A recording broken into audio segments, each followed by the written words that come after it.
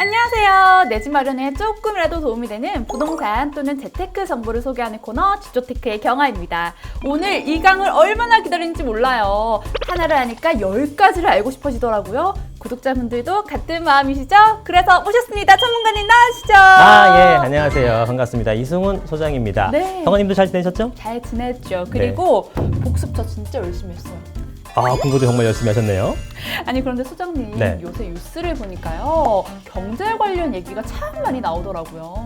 맞습니다. 그래서 오늘은 뉴스에서 계속 언급되는 이런 관련된 내용들을 우리 구독자님들께 자세히 알려드리고자 합니다. 네, 오늘도 열공하겠습니다. 자, 오늘의 강의 주제는 바로 인플레이션과 부동산입니다. 뉴스를 보셨다고 하니까 최근에 인플레이션 관련 뉴스가 많이 나오는 걸 보셨을 거예요. 네, 맞아요. 안 그래도 그 인플레, 금리 상승 이런 그렇죠. 단어도 되게 자주 보이더라고요. 맞습니다. 요즘에 인플레이션 우려 공포다, 우려 확산이다 이런 얘기가 굉장히 많이 나오고 있는데 오늘은 그 인플레이션이 왜 우려가 되는 상황인지 부동산과는 어떤 관계가 있는지 알아보도록 하겠습니다. 고고!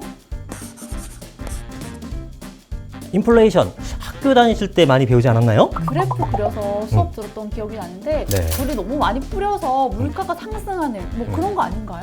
네, 의미는 맞습니다. 자, 조금 더 자세하게 설명드려 볼게요. 네. 자, 인플레이션의 정의를 보게 되면 화폐 가치가 하락해서 물가가 전반적으로 또 지속적으로 상승하는 경제 현상을 의미를 하는데요. 어떤 식으로 흘러가냐면 화폐를 많이 만들게 된다. 그러면은 화폐 가치가 하락하게 되겠죠. 왜냐하면 화폐가 흔해지게 되니까. 그렇게 되면 상품의 수요가 증가합니다. 왜냐하면 우리가 주머니에 돈이 있으면 돈을 쓰게 되겠죠. 돈이 흔해지니까 상품 수요가 증가를 하는 겁니다. 자, 그렇게 되면 수요를 충족하지 못하는 공급, 수요 초과 현상이 되게 되고 당연히 물가가 상승하는 이런 패턴으로 움직이게 되는 거죠.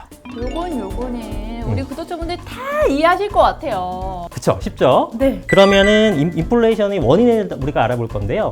인플레이션의 원인이란 두 가지가 있습니다. 첫 번째는 수요 인플레이션이에요. 수요가 크게 늘어났는데 공급이 따라가지 못하는 겁니다. 당연히 수요 초과가 되겠죠.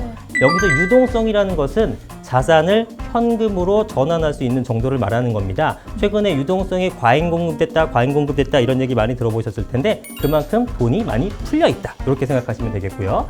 두 번째 인플레이션 원인 중에 하나는 비용 인플레이션입니다. 이거는 제품의 생산 가격, 제품의 생산 비용이 오르면서 원자재 가격이 오르니까 당연히 완성품의 가격도 올라가게 되겠죠. 네. 이렇게 함으로써 제품 가격이 함께 올라가는 경우예요.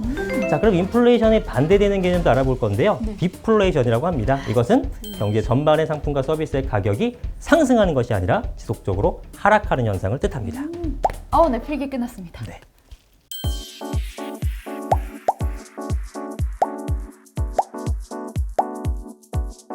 인플레이션과 물가 상승의 원인 알아보도록 하겠습니다. 자, 경아님이 100만 원의 생활비가 있었는데 좋겠다. 10가지의 물건을 살 수 있었다면 물가가 상승하게 되면 이제 5가지밖에 살 수가 없겠죠. 그렇게 되면 5개의 물건을 팔지 못한 회사는 매출이 감소하게 됩니다. 이거 완전 도미노 같은 현상이 발생될 것 같은데요? 그렇죠. 맞습니다. 그래서 한번 보시면 매출이 감소합니다. 물가가 상승으로 인해서 수요가 줄기 때문에 매출이 감소하게 되고 매출이 감소로 인해서 당연히 투자도 못하고 고용도 감소하게 되겠죠. 그래서 투자 고용까지 감소되는 현상이 나타납니다. 자, 그러면은 고용이 감소됐으니까 사람들이 저축을 못하겠죠. 그래서 은행도 자본이 부족하게 되고 은행에서도 대출을 못하게 되니까 대출도 감소해서 경제 성장에 지장을 줘서 전체적인 경제 악화가 나타나게 되겠죠. 정말 우울한데요? 아니 그쵸. 이런 상황까지 안 오게 하는 방법은 따로 없을까요, 쌤?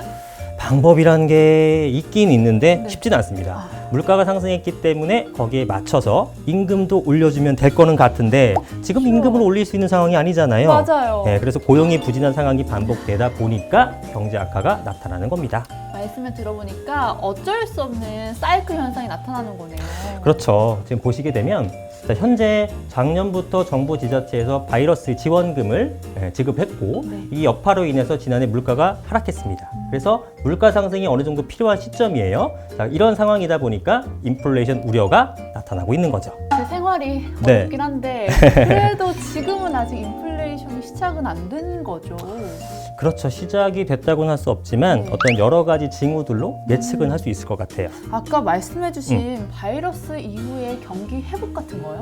그렇죠. 한번 표를 보여 설명드릴게요. 네. 21년 하반기 인플레이션 경고에 대한 내용들인데요. 첫 번째는 백신 도입 이후에 보복 소비가 예상된다. 사실 보복 소비는 이미 좀 움직이고 있는 것 같아요. 네.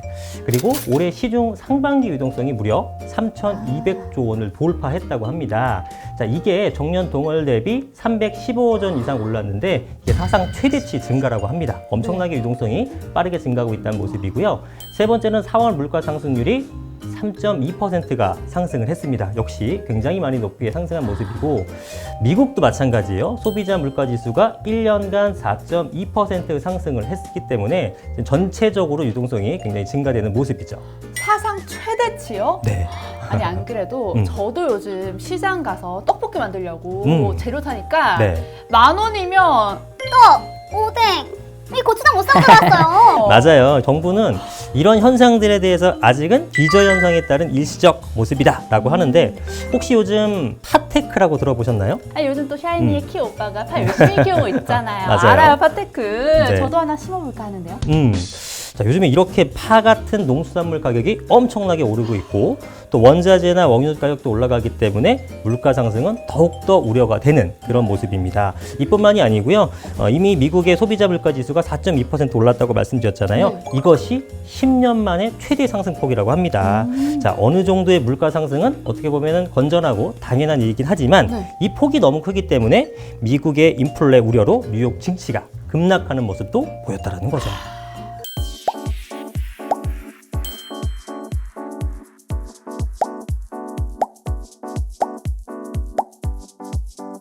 그럼 인플레이션이 부동산에는 어떤 영향을 미치게 될까요? 그렇죠. 저희는 집주테크니까 그게 제일 중요한 내용이죠. 네. 자, 부동산 가격에 영향을 미치는 요소를 한번 보겠습니다. 한 3가지 정도로 나눌 수 있는데요. 첫 번째는 정책적 요인입니다. 네. 정부의 부동산 개발 계획 같은 것을 뜻하는 거고, 두 번째는 금융적 요인인데 금리나 대출, 세금, 그리고 통화량 이런 것들이 금융적 요인에 속합니다. 자, 세 번째는 물리적 요인인데, 자, 저희가 오늘 집중해서 볼 내용은 금융적 요인이라고 할 수 있겠는데요. 사실 경기 회복으로 인한 인플레이션이라면은 화폐 가치가 떨어지면서 많은 분들이 실물 자산에 투자를 하기 위해서 집을 사게 되겠죠. 네. 그렇게 해서 집 사는 사람들이 몰리게 되면 어떻게 될까요? 그럼 당연히 집값은 오르겠죠. 왜냐하면 그쵸. 원자재 가격이 올라갈까요? 정확합니다.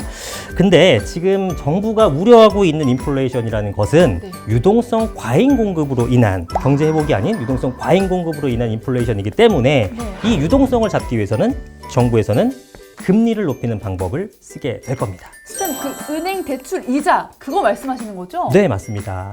근데 여기서의 가장 큰 문제는 뭐냐면 네. 화폐 가치가 낮았을 때 대출을 받아서 집을 산 사람들이 되겠죠. 아, 이게 어떤 걸 의미하는 걸까요? 집을 사라는 건가요? 말라는 건가요? 인플레이션이 오랜 기간 지속될 경우에는 네. 부동산 구입에는 조금 조심하고 신중해야 된다는 의미를 갖고 있는 거죠. 신중하게. 만약에 금리가 높아지게 되면 많은 대출을 받았던 사람들 부담이 커지게 되겠죠. 이런 분들이 처분하려는 사람들이 늘어나게 되고요. 이로 인해서 가격이 하락할 수 있습니다. 이런 걸 이제 조정기간이라고 합니다. 아, 근데 선생님, 저 질문이 있어요. 가격이 떨어질 때 네. 또 많은 분들이 집을 구매하고 싶으실 거 아니에요? 그렇죠. 그렇게 되면 또 사람이 막 모이고 그럼 다시 집값은 올라가고 이거 뭐 어떡해요? 맞습니다. 그 의견도 맞아요. 네. 그래서 그 조정 기간이 얼마가 이어질지가 관건인 거예요. 다시 올라가는 건 맞지만 이게 기간이 얼마가 될다. 이것도 중요하게 생각해 봐야겠죠. 정말 내 집 마련 어렵네요. 맞습니다. 사실은 이 경제 상황에 따라서 집값도 유동적으로 변하는 거기 때문에 정확하게 예단하는 건 어렵습니다. 네. 하지만 그럼에도 불구하고 예측을 좀 해본다면 인플레이션이 계속 지속된다. 네. 그러면 정부는 당연히 유동성을 흡수하게 되겠고 이것은 부동산의 하락 요인이 되겠죠. 네네. 그런데 장기적으로 봤을 때는 증시나 부동산이 다시 상승하게 됩니다. 자, 왜냐하면 유동성 흡수로 인해서 디플레이션 우려가 다시 또 발생할 수가 있거든요. 그러면 정부는 다시 유동성을 풀어줄 것이기 때문이죠. 그럼 결국은 상승과 하락을 반복하게 되는데 보통은 하락하는 폭이나 구간보다 네. 상승하는 폭과 기간이 훨씬 더 길기 때문에 장기적으로는 우상향하면서 경제가 발전하게 되는 겁니다. 아니, 그럼 지금 부동산 구매 시기는 그 조정 구간이라고 보면 될까요? 아, 그것을 한마디로 정의하기는 쉽지 않아 보입니다. 네. 근데 당장 여력이 안 되시는 분들은 조정 기간에 구입을 고려해 보시는 것이 충분히 좋을 것 같고요. 그리고 이미 집을 구입하신 분들, 네. 이런 분들은 단기적인 조정이 올 가능성을 염두에 두시고 장기적인 플랜을 짜는 게 좋을 것 같습니다. 정말 상황에 맞춰서 플랜을 짜면 더 좋을 것 같네요. 네, 맞습니다.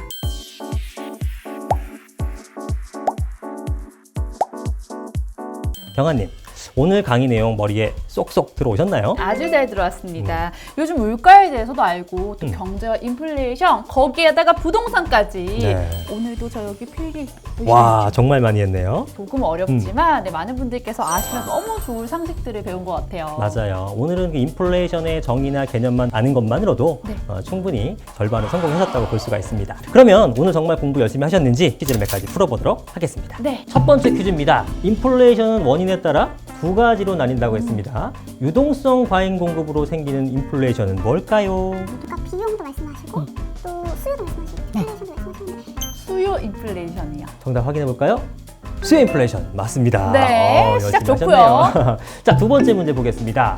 부동산 가격에 영향을 주는 요인 중에 금리, 대출, 세금, 통화량 이런 요소를 포함하는 요인이 뭘까요? 개수가 많았어요. 야, 예. 아, 헷갈리시나 본데요. 힌트. 아, 모르시는구나. 네. 정답은 금융적 요인입니다. 예. 그 세 가지 요소는 물리적 요인과 금융적 요인과 정책적 요인이 있었는데 네. 즉 금리라던가 통화량이라던가 대출 이런 것들은 아무래도 다 금융과 관련된 거죠. 자, 좋아요. 나머지 것들은 다 맞추길 기대하면서 세 번째 퀴즈입니다. 자, 통화량 축소에 의해서 물가가 하락하고 경제 활동이 침체되는 현상입니다. 이건 알죠. 디플레이션. 아우, 발음도 좋아요. 네. 디플레이션 정답이고요. 자, 네 번째 퀴즈. 유동성 급증을 막기 위해 땡땡을 인상하여 유동성을 회수합니다. 이 빈칸에 들어갈 말은 금리. 아, 좋네요. 열심히 공부하셨군요. 네. 자, 다섯 번째입니다. 비교 시점에 따라 통계가 실상과 달리 왜곡되는 현상이라는 뜻의 용어가 있습니다. 자, 이건 설명드리지 않아서 좀 어려울 것 같은데 뭔지 아시겠어요? 그쵸, 제가 뉴스 좀 먼저 봤다고 말씀드렸잖아요. 아, 네. 기저현상이요. 맞습니다. 기저현상. 와, 대단합니다. 아, 역시 퀴즈로 싹 하고 정리를 하니까 네. 머릿속에 쏙쏙 더 기억에 남는 것 같아요. 정말 경아님 점점 부동산 지식이 늘어가는 거 보니까 네. 다음 주부터는 퀴즈의 난이도를 좀 높여야 될 것 같습니다. 제가 선생님 자리에 서는 그날까지 저 열공하겠습니다. 네, 구독자분들도 열심히 복습하실 거죠? 네, 오늘은 쌤과 함께 인플레이션의 우려가 부동산에 끼치는 영향과 또 대응책에 대해서 알아봤는데요.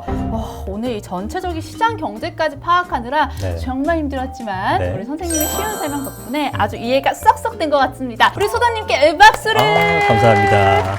아니 뭐 경아님이 워낙에 잘 따라오셔서 저도 네. 정말 보람찬 그런 시간이었습니다. 그럼 쌤, 네. 저를 조수로 받아주세요. 어이 언제든지요. 정말요? 네. 여기 오늘도 사인하고 가셔야 될 것 같아요. 사인.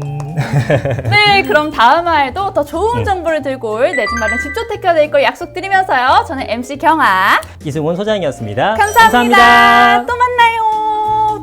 구독 좋아요. 꾹.